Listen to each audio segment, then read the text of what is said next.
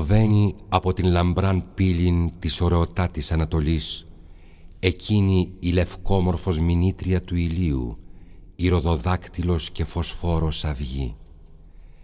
Και ευθύς όταν αρχίσει εις το αργυροχρυσοσύνθετον πρόσωπον του ουρανού να ζωγραφίζεται η έλευση του παμφαούς φωστήρος της ημέρας, τότε ο πολύμορφος χορός των αστέρων βιάζεται να φύγει το ταχύτερον. Με ταυτόν δε ολοσχερός αφανίζεται το ζωφερότατον σκότος της σκοτεινής νύκτος.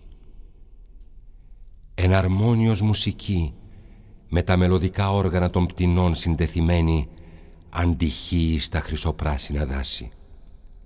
Οι άνθρωποι βυθισμένοι εις βαθύτατων ύπνων εγείρονται δια τα σπικίλας των ασχολίας και ήδη ο σχαριέστατος μηνυτής εις όλων των απέραντων κόσμων ευαγγελίζεται. Ιδού η μέρα ήγγικεν, ιδού εξέλαμψεν.